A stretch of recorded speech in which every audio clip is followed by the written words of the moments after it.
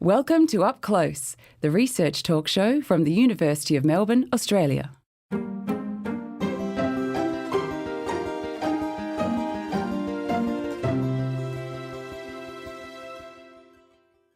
I'm Jennifer Martin. Thanks for joining us. What does it mean to be happy? Is happiness, as today's guest, a philosopher, claims, the name of a solution to the very practical problem of how to give oneself a good life? And just how do we define what is a good life? And who is this good life for?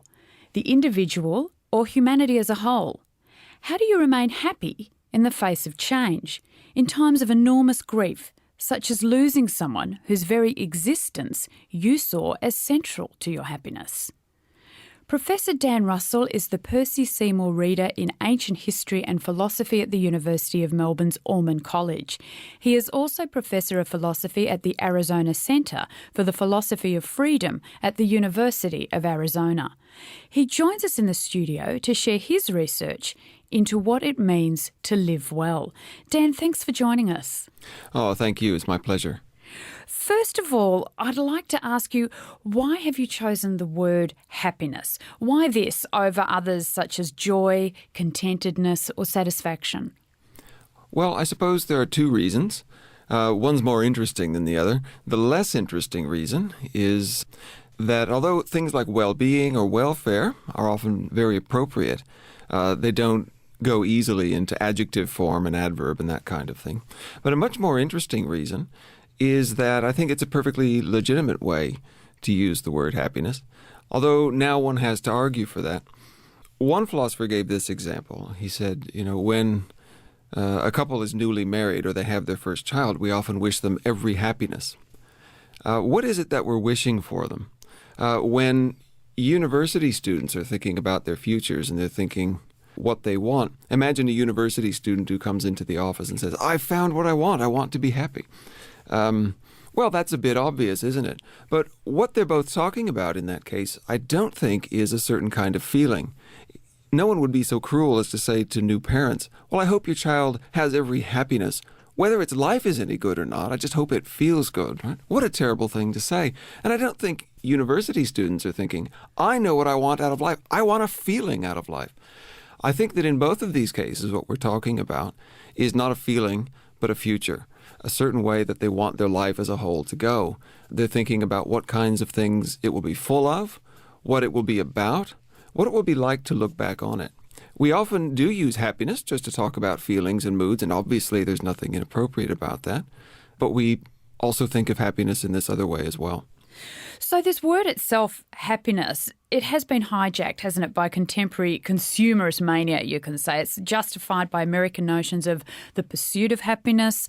It's almost become a brand in itself, definitely a selling point. So how do you deal with that in your research? Well, that's interesting. I suppose the most direct answer to that question is to say that I deal with it by changing the subject. The notion of happiness has, you might say, hijacked. I suppose it's just been used in lots of different ways. In the early days, when people really started thinking seriously about issues of public policy, I'm thinking of people like Jeremy Bentham in the 18th century and so forth, happiness became a sort of placeholder for, well, something we know people want. But more than that, it had to be not just what people want, but what people want that policymakers could sort out for them. And so we might think of it as a kind of feeling of satisfaction, a sense of getting what you want, or having your desires satisfied, or the enjoyment that comes from certain kinds of activities or experiences, and so forth. Now, there's nothing necessarily wrong with that, but you notice that happiness there is sort of standing in for something that policymakers have decided they want to care about. The difficulty with that is that that might not actually be what people themselves always want and always mean to talk about when they're talking about happiness.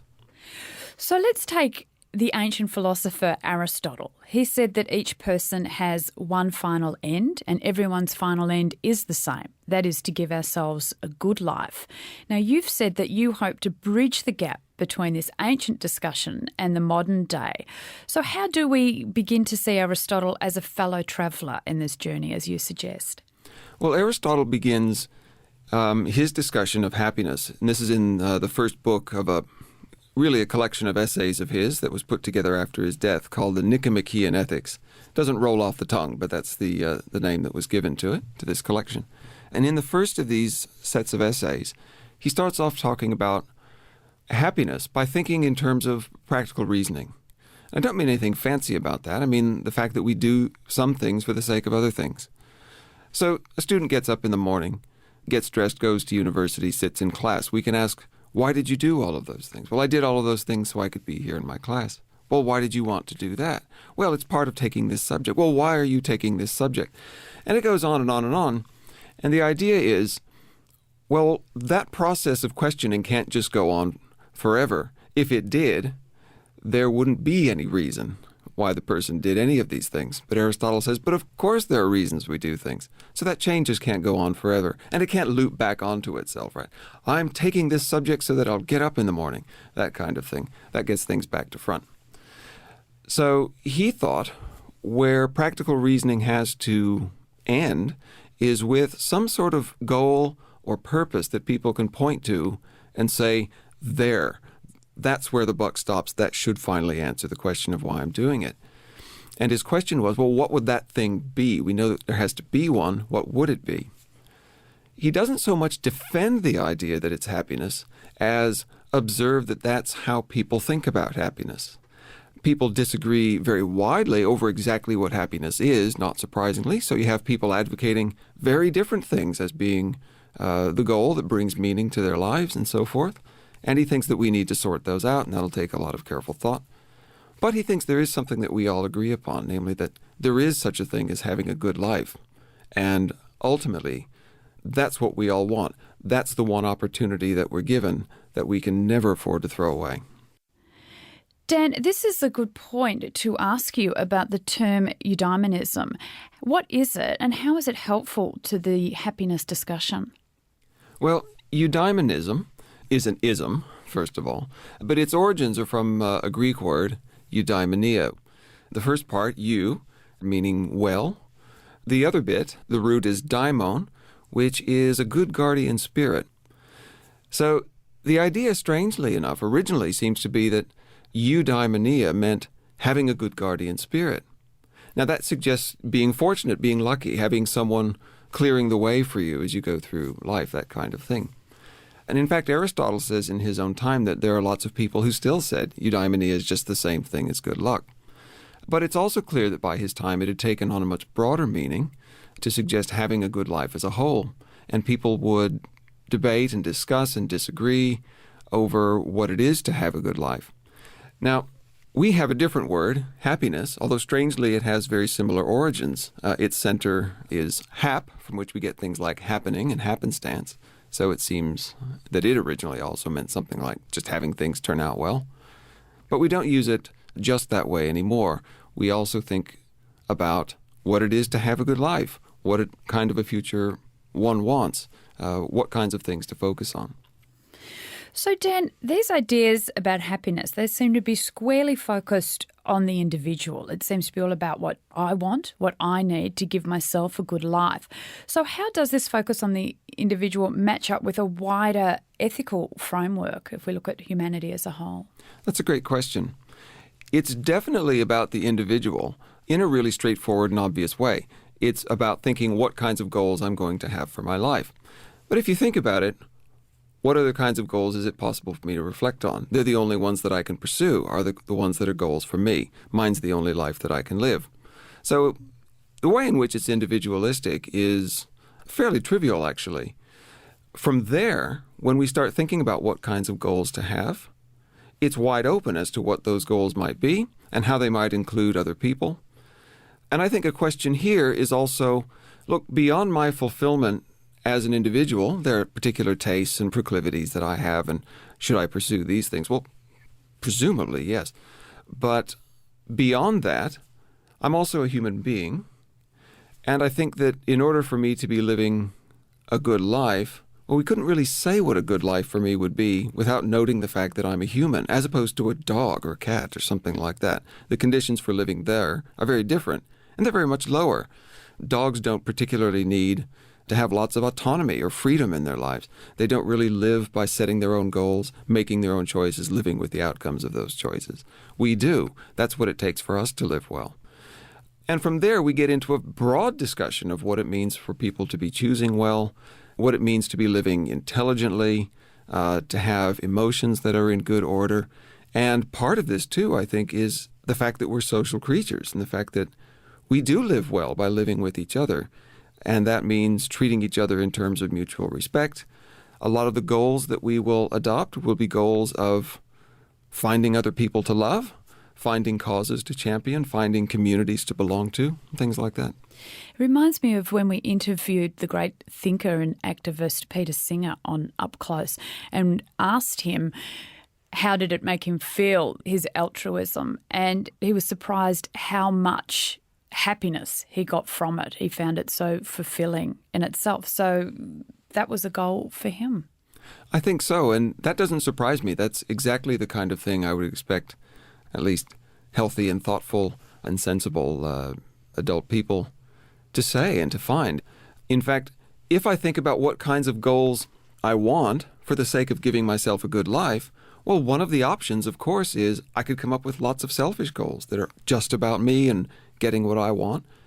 But it's a completely open question as to whether adopting those kinds of goals does me any favors. Is that actually giving myself a good life? I think overwhelmingly human experience has come back and said, not really. Yeah, you're much better off. We lead much richer, fuller, more fulfilled human lives by coming into real and meaningful relationships with other people and seeing beyond the scope of our own backyard. This is Up Close, coming to you from the University of Melbourne, Australia. I'm Jennifer Martin. Our guest today is Professor of Philosophy Dan Russell. Dan, let's have a look at one of the very poignant examples you use in your writing. You draw on Steinbeck's novel East of Eden and his characters of Sam and Liza. They're very different people with very different ideas of happiness. And what is it that you see we can take from this example?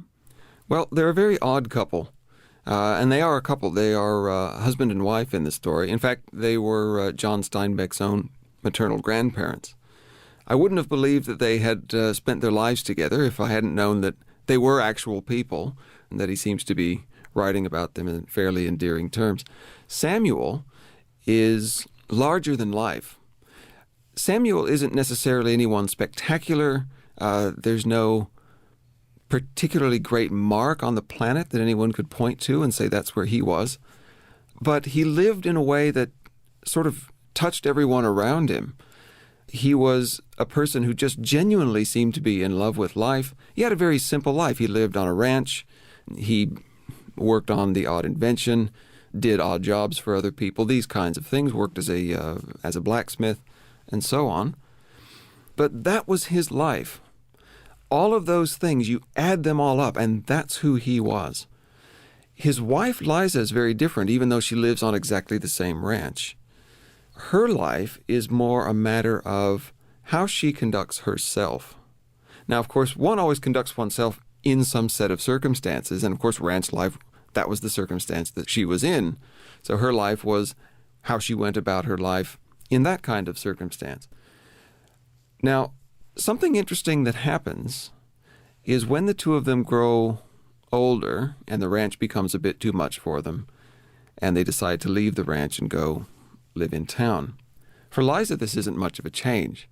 Well, how would it be if life has always been just conducting yourself in the circumstances? Well, when the circumstances change, your activity doesn't really change that much.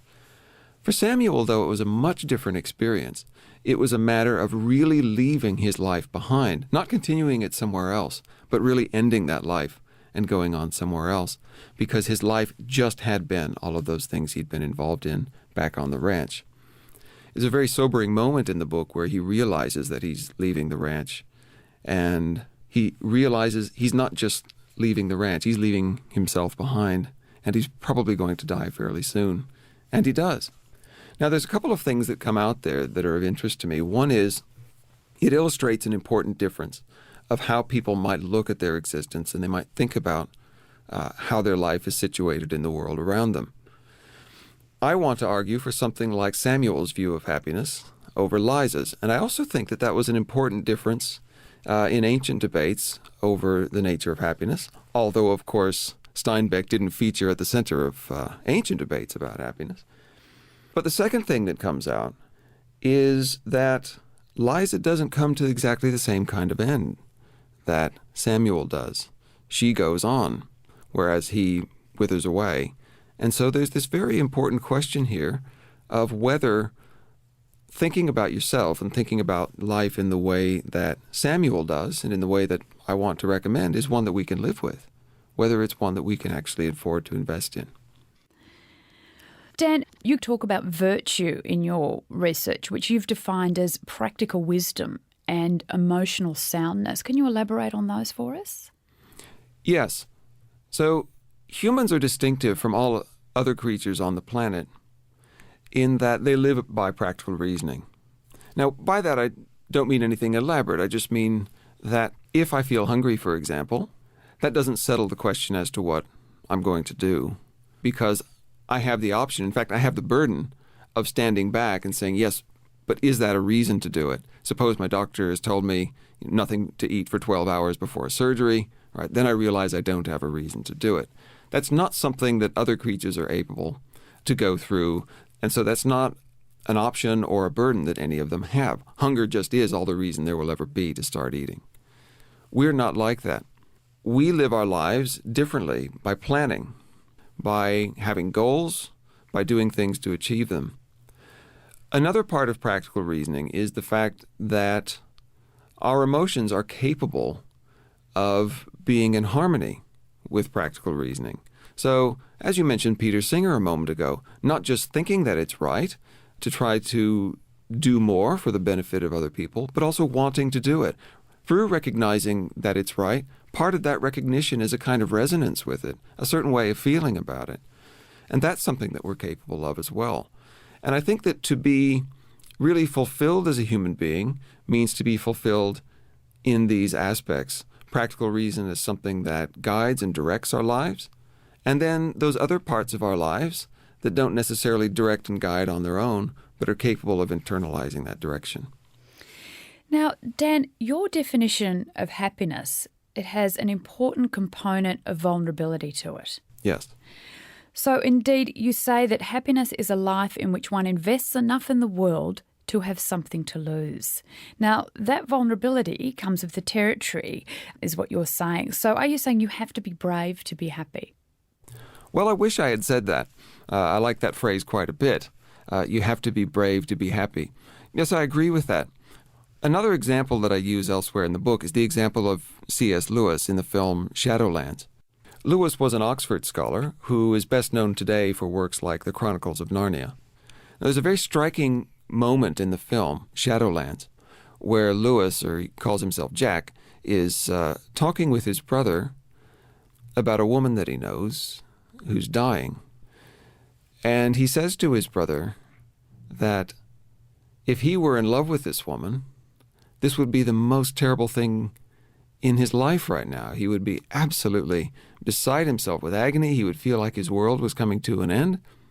And he stopped short because he realized in saying that that was exactly how he did feel at that moment. And his brother said to him, "I'm sorry, I never knew." And he says to him in reply, he says, "Well, until now, I guess I didn't either." And so it's at that point that he realizes he has to have this woman in his life. He has to marry her, and eventually he does, and they live together in complete bliss for a number of years. Now, the thing that I found striking about that was that he saw the reason to marry her was that he would bring her joy. Well, yes, but more than that, that he realized that her loss would bring him enormous pain. So he realized what he needed in his life was something that he stood the chance of losing. Without that, he felt that he really wasn't invested in the world. He really was just sort of moving through. He needed that kind of attachment. So it was precisely that kind of bravery that he needed in order to embrace happiness. You're listening to Up Close, coming to you from the University of Melbourne, Australia. I'm Jennifer Martin. We're talking about happiness, and we're joined by philosopher Dan Russell. Dan, you have done some fascinating research into grief. Can you tell us what you learnt about happiness by studying that moment when it's most glaringly absent in a person's life? Well, Lewis is a good example here as well. He wrote just a breathtaking short journal called A Grief Observed. Now, in real life, he did marry this woman. Her name was Joy. And they did live together very, very happily. In fact, during that time of his life, he wrote a couple of books on the nature of love, which are considered some of his greatest works. When he had realized that he loved her, she had been in hospital, was dying of a terminal illness. It went into remission. They were married for a few years. About 3 years later, the disease returned aggressively, and within a couple of months, she was dead. And so Lewis at this time started a journal really not knowing where it was going to go or what he was going to do with it, but just wanted to observe what was going on within him. It's a striking book, and it's amazing how often it's still cited in the contemporary grief literature today. It illustrates a couple of very important things, I think. One is that it does illustrate, as you say, that moment when you realize that something that had been part of who you are is now gone. He says that it must be like what it would be to lose a leg.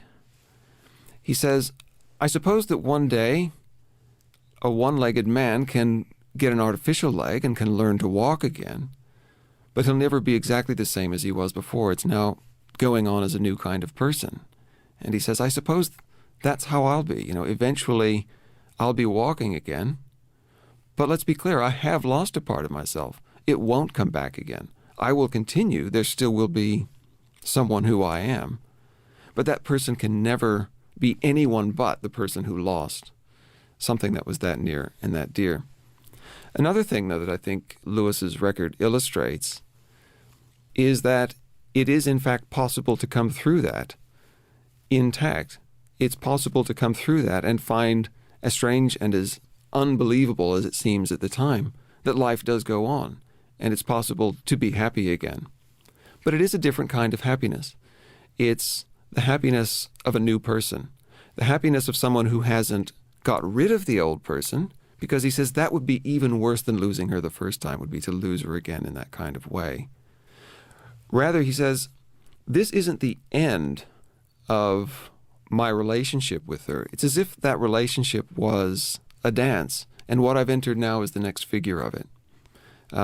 It's going to be different, but it can still be something beautiful. Now, that is very interesting when you take into account theories of attachment and the way, I suppose, Freudian notions of attachment, which you're in a far better position to talk about than me. Well, for much of the 20th century, the Freudian picture of attachment and loss and grief held sway, and that picture saw that grief is a matter of having a problem to solve, and it's going to take work to fix this problem that you have. And a lot of that work consisted in severing that attachment. Grief was something fairly unhealthy. It meant holding on to an attachment that now no longer existed, so it was, in a way, not being realistic. So the solution to that was to put in the hard work of putting that connection behind you and moving on. People today, though, think very differently about the nature of grief. Most people now are working in the tradition of a psychologist named John Bowlby. And there the idea is that those attachments define who we are. And the idea is not so much to put those attachments behind us, but to find a way to integrate them into the new person that's left after that kind of loss and move forward in a healthy and productive way as that new person. So, Dan, how does this theory hold up in terms of what is known as complicated grief, when someone loses a person in very difficult circumstances, such as a parent losing a child to sudden infant death syndrome? That's a very good question as well. Complicated grief is hard to define, and people disagree over how exactly it should be defined. But the contrast is something like normal grief. In normal grief, there is, of course, a deep sense of loss. There's a great deal of sadness. But what characterizes it is that in something like a normal period of time, a person is able to return to life, to go back to something that looks like appropriate human functioning.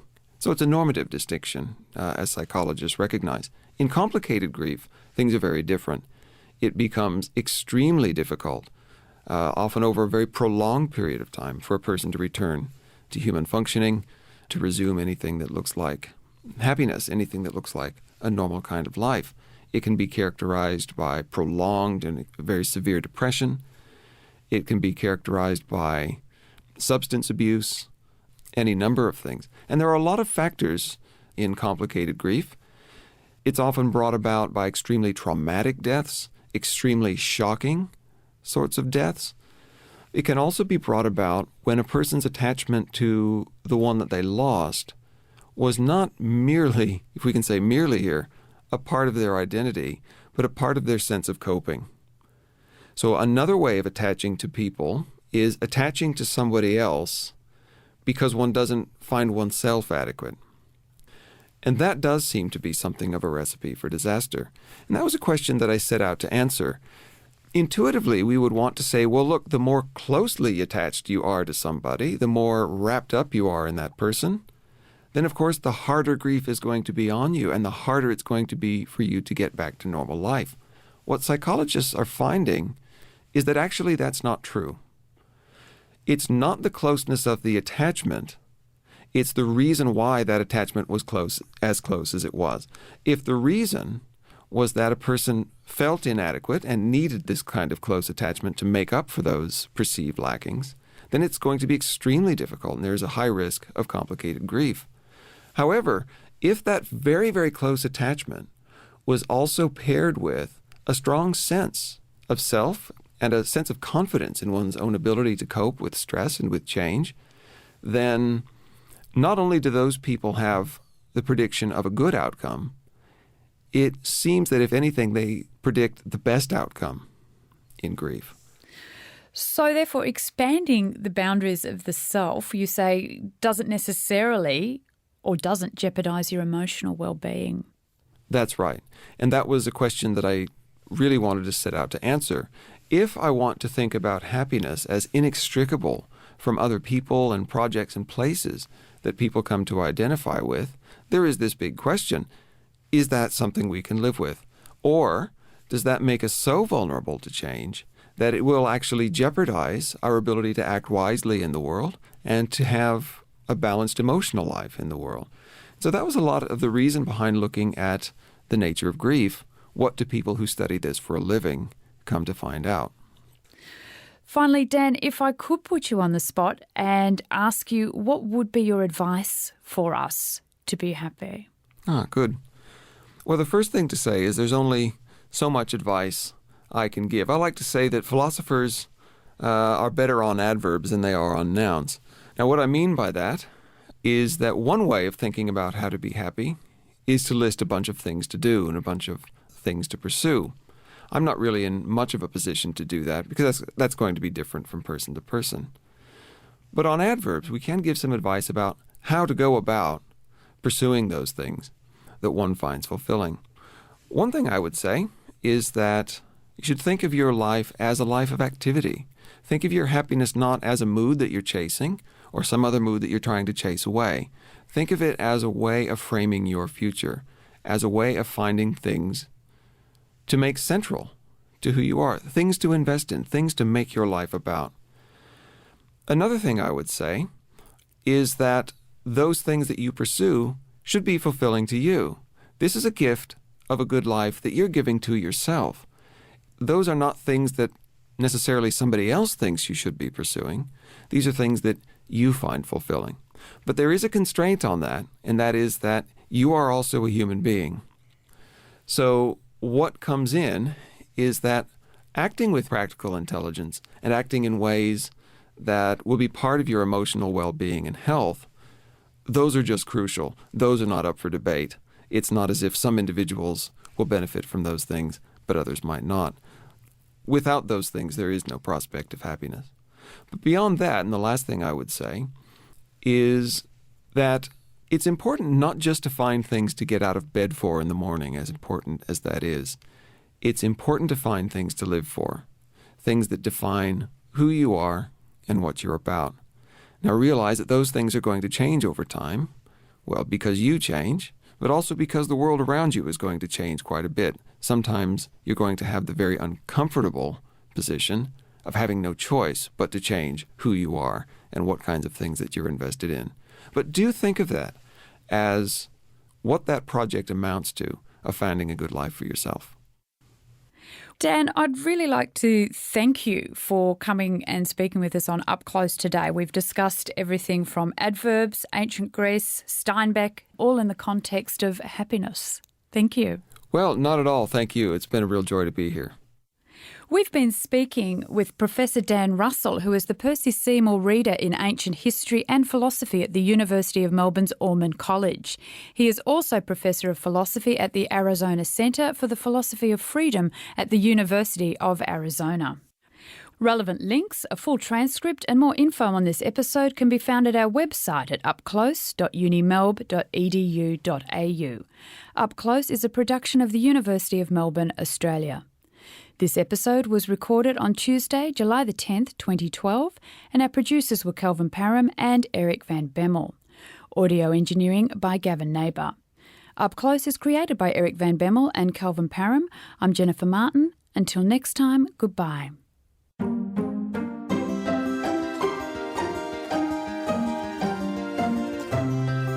You've been listening to Up Close. We're also on Twitter and Facebook. For more info, visit upclose.unimelb.edu.au. Copyright 2012, The University of Melbourne.